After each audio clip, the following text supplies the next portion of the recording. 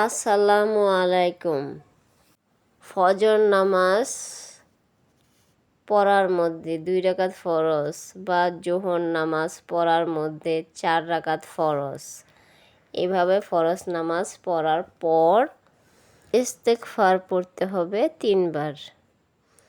আস্তাগফিরুল্লাহ রাব্বি মিন কুল্লি জামবি ওয়া আতুবু ইলাইহি লা হাওলা ওয়ালা কুওয়াতা ইল্লা বিল্লাহিল আলিয়্যুল আযীম। দুরূদ শরীফ 3 বার এবং এক নিঃশ্বাসে বলতে হবে ইয়া কাহারু ইয়া কাহারু ইয়া কাহারু। এই 3 বার বলার মধ্যে কোনো নিঃশ্বাস ফেলা যাবে না, একদম নিয়ে পড়তে হবে।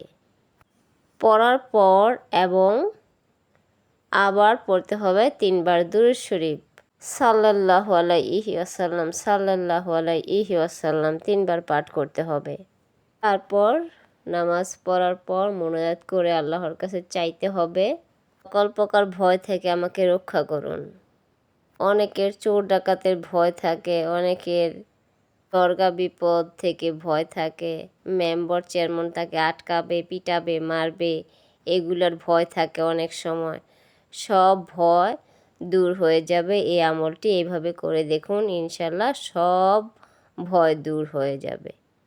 তো ইসলামকে ভালোবেসে ভিডিওটা প্রচুর পরিমাণে শেয়ার করে দিন। তো সবাই ভালো থাকুন, সুস্থ থাকুন। আল্লাহ হাফেজ।